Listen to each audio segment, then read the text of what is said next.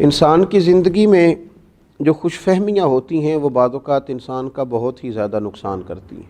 اللہ تعالیٰ کی رحمت پر امید کامل رکھنا اور اس امید کے سہارے زندگی کے شب و روز گزارنا یہ بڑی اعلیٰ بات ہے، لیکن خوش فہمیوں میں مبتلا ہو کر عمل کا رستہ چھوڑ جانا، حق کی جد و جہد چھوڑ جانا اور تقویٰ کا راستہ ترک کر دینا یہ انسان کو بہت دور لے جاتا ہے۔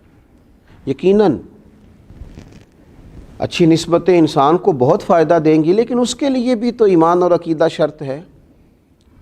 اگر کسی شخص کا عقیدہ ہی ٹھیک نہ ہو، ایمان ہی مضبوط نہ ہو، تو نسبت اسے کیا فائدہ دے گی؟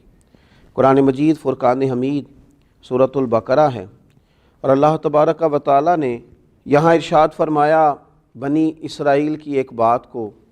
بنی اسرائیل کے لوگ یہ کہا کرتے تھے کہ ہم اللہ تعالیٰ کے لاڈلے ہیں اور اللہ کے محبوب ہیں۔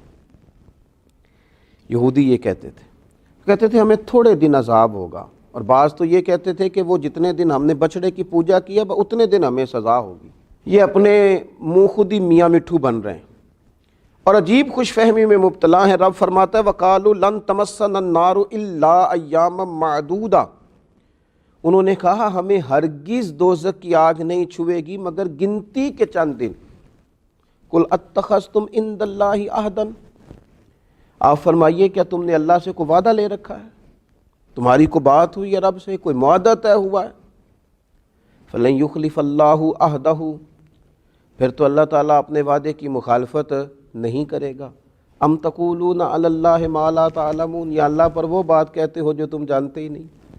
اگر تو تمہارا کوئی معاہدہ ہوا ہے، کوئی دستاویزات تمہارے پاس ہے، جب تو تم اتنی بڑی بات کرو کہ گنتی کے چند دن ہمیں آگ چھوئے گی، اور اگر ایسا نہیں ہے تو پھر تم اللہ پر وہ بات کہتے ہو جس کا تمہیں علم نہیں۔ بلا من کسب سیئۃ واحاطت بہ خطیئتہ، ہاں قانون تو یہ ہے، ہاں جس نے جان بوجھ کر برائی کی اور پھر اس کی برائی نے اسے گھیر لیا، چھا گئی اس کے گرد اس کی وہ برائی، فاولئک اصحاب النار، یہ لوگ دوزخی ہیں، جہنمی ہیں یہ لوگ، ہم فیہا خالدون، اور دوزخ میں ہمیشہ رہیں گے۔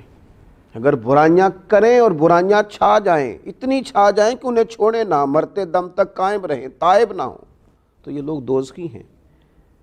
اور اصول کیا ہے، ضابطہ کیا ہے، جنت میں جانے کا طریقہ کیا ہے، رب کی رضا کے حصول کی سند کیا ہے، اللہ کی بارگاہ میں کس طرح انسان کو کامیابی ہوگی، وہ رب کریم نے خود کس طرح بیان کیا۔ فرمایا والذین آمنوا وعملوا الصالحات، وہ لوگ جو ایمان لائے اور جنہوں نے نیک اعمال کیے، اولئک اصحاب الجنہ، یہ لوگ جنتی ہیں۔ تمہارا دعویٰ کر لینے سے یہودیوں کے تھوڑے دن ہمیں دوزخ کی آگ چھوئے گی اور پھر اس کے بعد معاملہ ختم ہو جائے گا، میں کہہ چکا ہوں اچھی نسبت بڑا فائدہ دے گی، لیکن اس کے لیے بھی ایمان اور عقیدے کی مضبوطی شرط ہے۔ اگر ایمان میں کجی ہے، عقیدے میں کمزوری ہے، تو پھر اچھی نسبت بالکل کوئی فائدہ نہیں دے گی۔ فرمایا سنو، وہ لوگ جو ایمان لائے اور جنہوں نے نیک اعمال کیے، اولئک اصحاب الجنہ، یہ دو چیزیں ان کے پاس پہلے ہوں، ایمان اور اعمال صالحہ، پھر یہ لوگ جنتی ہیں، ہم فیہا خالدون، اور وہ اس میں ہمیشہ رہیں گے۔ وہ جنت ان کے لیے دائمی ہے، پر شرط کیا ہے؟ ایمان، عقیدہ، اعمال صالحہ۔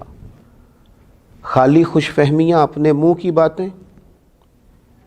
آج بھی جتنے لوگ نسبتوں کے دعوے دار ہیں وہ اچھی طرح سے سمجھ لیں کہ جب تک عقیدوں کی مضبوطی نصیب نہیں ہے، ایمان کی تکمیل نصیب نہیں ہے، اور جب تک اعمال صالحہ اور تقوی کا نور نصیب نہیں ہے، اتنی دیر تک یہ نسبتیں کیا خوب انداز ہے، کیا درد ہے، کیا سوچ ہے، کیا تربیت ہے کہ سیدنا امام جعفر صادق رضی اللہ تعالیٰ عنہ اپنے شاگرد سے، اپنے مرید سے، حضرت داؤد طائی سے کہتے ہیں میرے لیے دعا کرنا۔ انہوں نے عرض کی حضور آپ حضور کی اولاد پاک ہیں، آپ نبی اکرم علیہ السلام کے نواسے ہیں، میں آپ کے لیے دعا کروں؟ فرمانے لگے یہی تو دعا کرانی ہے تم سے کہ نسبت اونچی ہے، نسب بڑا ہے، دعا کرنا کہیں میں نانا کریم صلی اللہ علیہ وسلم کے سامنے رسوا نہ ہو جاؤں۔ میری نسبت بڑی ہے تو کردار میں بھی اللہ بڑائی عطا کرے. اگرچہ یہ امام جعفر صادق کی عاجزی ہے، لیکن یہ ہے کہ انہوں نے تعلیم امت کے لیے، اپنے سے محبت کرنے والوں کے لیے راہ کتنی خوبصورت چن کے دی ہے، کتنا خوبصورت رستہ اختیار کیا ہے. زندگی میں خوش فہمیوں سے بچیے.